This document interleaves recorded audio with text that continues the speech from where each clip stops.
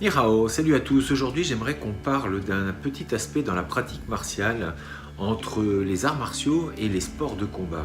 Un petit peu ces formes qui semblent sorties tout droit d'un film de kung-fu où ça bouge dans tous les sens avec des grands gestes, et puis les formes plus de combat comme l'UFC, le MMA, tous ces sports de combat, boxe thaï, etc.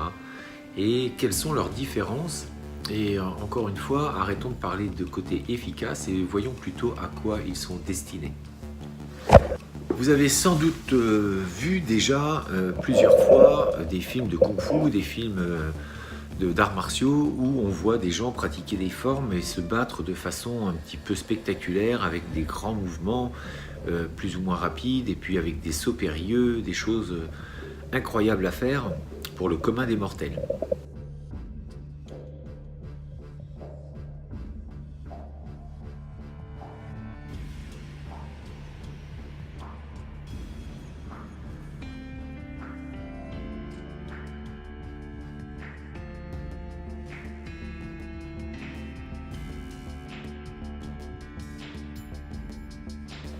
Et puis on voit sur YouTube beaucoup de vidéos concernant le combat de rue ou des combats dans les cages, etc. Donc avec des arts martiaux ou des sports de combat tels que la boxe thaï, le MMA, et puis des formes de self-défense comme le Krav Maga, etc. etc.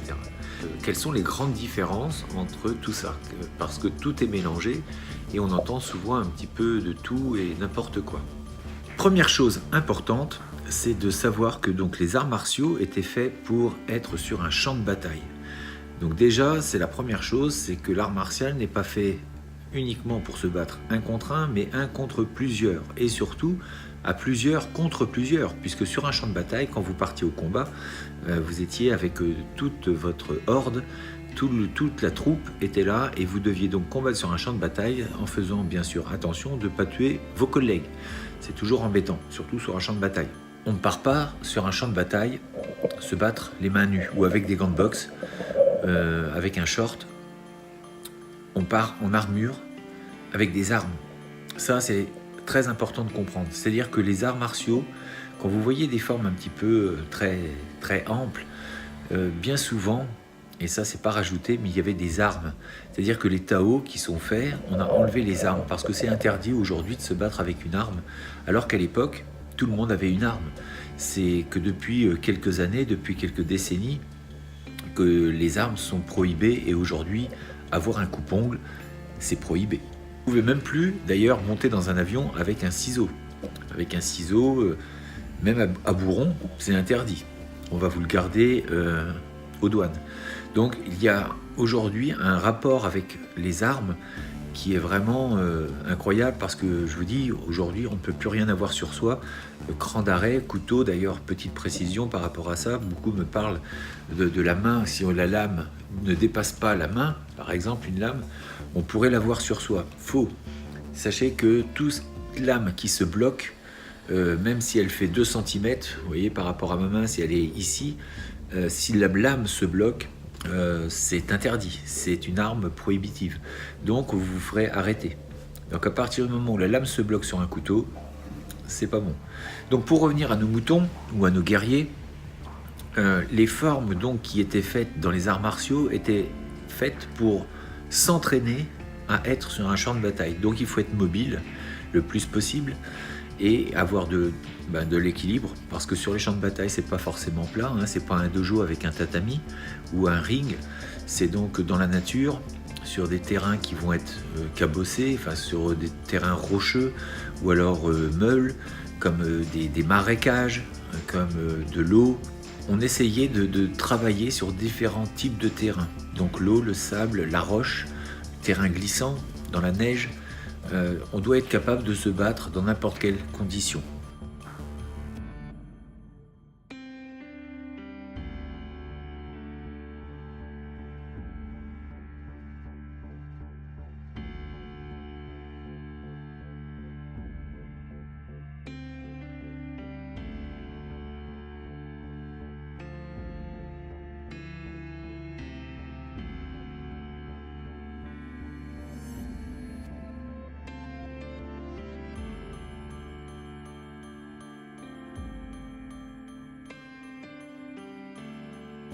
Donc quand je dis n'importe quelle condition, c'est aussi le temps. Il fait chaud, il fait froid, il pleut, il neige. On doit savoir aussi pratiquer donc dehors. Parfois, il est surprenant d'entendre donc dans des cours d'arts martiaux que jamais une seule fois les élèves ont été travaillés dehors par mauvais temps. Pourquoi ? Il est important de travailler sur son mental. Si vous travaillez toujours au chaud, dans des conditions optimales, où le sol, c'est un tatami sur lequel vous tombez, vous vous faites pas mal, c'est bien pour débuter. Mais avec le temps, c'est bien aussi, c'est d'emmener ses élèves ou d'emmener les personnes qui veulent progresser dans des conditions qui sont moins favorables pour nous. C'est-à-dire qu'on est moins dans son confort, il fait froid, et on doit faire un combat où on doit s'entraîner dehors sous la pluie. Si déjà là il y a un problème, je suis désolé, mais on fait un art martial ou sport de combat, c'est on travaille sur le mental, donc on doit aussi être capable d'endurer des choses qui sont désagréables. Parce que le combat, ça va pas être agréable. Donc déjà aussi, commencer à habituer son mental à ce genre de choses. Ce qui n'est pas fait souvent. Parfois, moi je dirais que les gens qui font du rugby, par exemple, sont beaucoup plus martiales que la plupart des gens qui font des arts martiaux. Parce qu'eux, ils s'entraînent par tout temps, qu'il vente, qu'il pleuve, ils sont dehors et en plus, ils se rentrent dedans. Donc, pour le coup, ils ont un mental de guerrier. On fait souvent donc cette confusion avec les sports de combat, c'est plus efficace que les arts martiaux. C'est devenu comme ça, c'est vrai, de plus en plus, parce qu'on se met moins dans les arts martiaux en contact et on fait plus les choses axées santé. Alors est-ce que c'est bien, est-ce que c'est pas bien ? C'est un choix, mais en tout cas, il ne faut pas mentir aux gens quand on enseigne, c'est que si on a choisi un aspect santé, il faut le préciser, et ne pas vendre ça comme un art martial ultime, accepter ses défauts et ses défaillances, de dire voilà, j'enseigne un art martial, mais dans lequel le côté combat sera très peu envisagé, parce que j'ai axé ma pratique sur la santé, par exemple. Et puis, il ne faut pas avoir peur parfois d'enlever le mot martial, art martial. Je fais un art de santé, issu d'un art martial, me paraît plus juste et cohérent et plus honnête. Mais par contre, c'est intéressant quand même le côté santé, parce que n'oubliez jamais, même si vous partez au combat, même si vous êtes des guerriers, des combattants, quel que soit le combat que vous fassiez, la compétition, il va falloir que vous soyez en santé. Si vous voulez remporter un combat, le mieux c'est d'être en bonne santé. Et pour ça, les arts martiaux avaient aussi ce côté-là. C'est-à-dire que quand vous voyez des formes avec des grands mouvements, dites-vous que c'est un art martial qui est axé santé. Pourquoi ? C'est un peu comme si vous alliez à la salle soulever des poids, faire de la répétition sur des tractions, etc. Les arts martiaux vont endurcir le corps avec des exercices bien spécifiques sur les postures, comme le cavalier, la forme tigre, la forme serpent, la forme petit chat. Et toutes ces postures vont endurcir et renforcer les jambes. Donc, au niveau des impacts, si vous travaillez ces formes-là, au niveau des impacts, vous allez vous endurcir. Même chose pour les bras. Donc la répétition de certains mouvements, en plus, parfois il était demandé de porter des outils qui sont plutôt lourds ou des poids, tout en faisant la forme. C'est-à-dire que vous êtes en mouvement avec des poids de 1, 2, 3, 4 kilos en fonction de la forme, et vous allez bouger avec ces poids aux mains, aux pieds. Donc on va renforcer encore plus le corps. Alors c'est sûr, ne commencez pas comme ça. Si vous commencez, vous allez avoir des problèmes. Mais en tout cas, il y a beaucoup d'exercices qui ont été oubliés ou perdus ou alors mis de côté parce que c'est pas vendeur. C'est vrai que quand vous faites faire des choses difficiles aux gens, très peu restent. Il n'y en a pas beaucoup qui sont intéressés par ça et on se tourne de plus en plus vers un côté santé. Et les gens, ce qui les intéresse, bien souvent, alors je dis pas tout le monde, mais bien souvent, c'est plus le côté santé, le côté gestuel qui les intéresse plutôt que le côté combat. Et donc dans les arts martiaux, il y a les deux, je disais. Il y a, alors je vais surtout parler de ce que je connais, donc les arts martiaux, il y a donc les mouvements amples, de très amples mouvements, qui vont être axés pour les étirements. Quand vous faites une forme avec des grands mouvements, même de la vitesse, on va étirer et renforcer le corps. Donc effectivement, si vous pensez que c'est ça qu'on va faire lors du combat, c'est une erreur. Et c'est là l'erreur qui est la plus importante qui est faite. C'est qu'on pense que quand on voit les formes faites seules dans le vide, un Tao ou un kata en karaté, ou un kuen en Viet Vo Dao. Toutes ces formes qui sont codifiées et qui sont jolies à regarder, mais qui ne vont pas servir dans le combat en lui-même, dans le combat réel. Parce que les formes ne sont pas adaptées pour le combat réel. Les formes sont adaptées pour, endurcir le corps, l'habituer à bouger dans un environnement, à conserver l'équilibre et travailler sur sa vitesse, sa répétition et sa puissance. Voilà à quoi sert un Tao. Les arts martiaux servent à ça. Ensuite, le côté combat, eh bien c'est simple. Les grands mouvements qui étaient mis en place dans le Tao, il faut les raccourcir. Les mouvements vont se faire de plus en plus courts. Et bien sûr, ça change. Il y a beaucoup de choses qui changent. C'est-à-dire que d'une forme, on peut la faire en santé, côté santé et renforcement. Donc renforcer le corps et l'esprit, parce qu'on va la refaire plusieurs fois. Et c'est fatigant. Et la deuxième, c'est de mettre les mouvements que l'on a vus en grand, de les raccourcir, de les mettre beaucoup plus courts et fluides, et courts surtout, pour l'adapter au combat réel. Et là, c'est une autre vision qu'on peut avoir des choses. On part vérifier ça.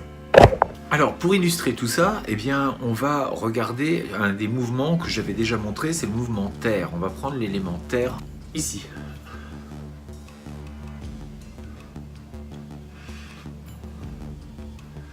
Donc petit rajout, c'est que les formes qui sont doubles, généralement, je dis bien généralement, sont axées plutôt santé. Donc on fait travailler les deux côtés et on va donc axer le travail. Vous imaginez, tout à l'heure j'ai dit qu'il y avait éventuellement des poids.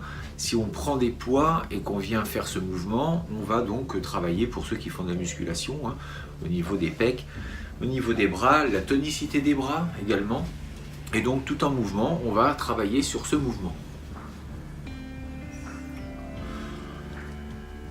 Donc là, on est purement sur un travail donc de santé et de renforcement, et non pas sur quelque chose qui va être axé pour le combat. En tout cas, on ne va pas faire ce mouvement-là en combat, à part s'il y a deux personnes, et effectivement, on va pouvoir taper des deux côtés. Mais c'est plus là sur des notions de santé. On va le voir maintenant en forme simple. Donc ce mouvement qui était en double se sépare. 1, 2, 3, 4, 5. Donc on a bien ça et ça. 1, 2.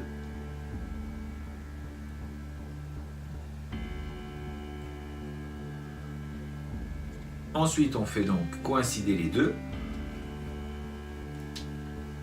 Et on va voir un petit peu ce que ça pourrait donner sur, imaginons, un bras qui avance vers nous. Donc il faut bien aussi, c'est voir les deux aspects différents. C'est la self-défense, on est agressé par quelqu'un, ou on n'est pas dans un combat engagé. Donc il y a une forme, il y a une personne. On est sur du combat non engagé, où il y a personne vient pour soit donner un coup, soit venir nous pousser, nous attraper, nous saisir, etc. Donc ça va représenter ce bras qui avance. Et donc on a montré qu'on était sur un enlevé, frappé. Enlevé, frappé. Donc sur cette forme-là, ça serait enlevé, frappé. Enlevé, frappé. Enlevé, frappé. On est sur le mouvement donc bois. Terre, pardon. Sur le mouvement terre. 1, ici. Donc, ça. Ici. Ici. Ici. Ici. Ici. Ici. Ici. On vient frapper ici. On enlève. Enlever, frapper. Enlever, frapper. Enlever, frapper. Enlever, frapper. 1, 2, 3, 4. Et tout à l'heure, je disais donc, on rétrécit le mouvement. La forme double. Ici, donc grand mouvement axé santé. Mouvement simple. Court. Parce que dans la réalité, on ne peut pas se permettre de faire des grands mouvements. On manque de temps. Il faut aller vite. Il faut que ce soit précis. Et donc, on va raccourcir le mouvement. Donc, ce qui se faisait en grand pour la santé va se faire beaucoup plus court pour le côté réel. Donc on peut le travailler sur mannequin ou dans le vide, c'est à vous de choisir et en fonction du matériel que vous avez.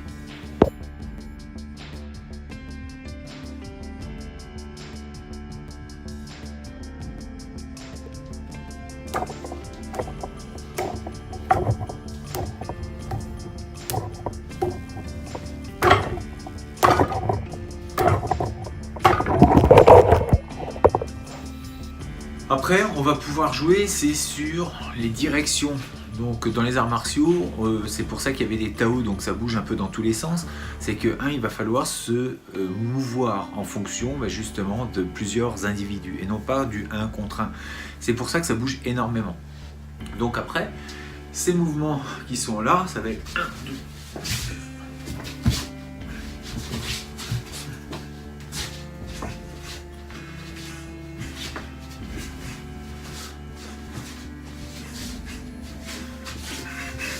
Le but étant de jouer avec l'espace qui nous est offert. Donc bien sûr là je suis dans une chambre, mais après le but c'est de le faire dehors, sur des terrains qui ne sont pas plats mais qui sont escarpés. Il va y avoir éventuellement de la terre, de l'eau, du sable, pour pouvoir s'adapter à toutes circonstances. Donc j'espère que pour vous c'est un peu plus clair. Maintenant, si jamais vous aviez des questions, que les réponses apportées vous éclairent un petit peu plus. Donc quand vous voyez des grands gestes, dites-vous que c'est pour la santé et que ce n'est pas adapté pour le combat. C'est simplement pour se renforcer le corps et faire en sorte que votre corps soit plus musclé, plus tonique, et qu'on va surtout travailler sur les tendons, muscles et tendons. De ces formes-là, des grandes formes, des grands mouvements, des mouvements amples, c'est de rétrécir et d'adapter les mouvements pour le combat ou la self-défense. Voilà, j'espère que c'est un peu plus clair pour vous. En tout cas, on se dit à très bientôt. Abonnez-vous si ce n'est pas fait. Mettez-moi des petits pouces bleus parce que c'est ce qui m'encourage et c'est ce qui me permet d'être mieux référencé sur YouTube. C'est gratuit, et vous, ça vous coûte rien. Et puis moi, ça m'aide aussi. C'est un petit peu en forme de remerciement. Merci à vous de continuer de regarder. On se dit à très bientôt pour de nouvelles aventures. D'ici là, restez forts, restez beaux et surtout, restez bienveillants. Ça Etienne!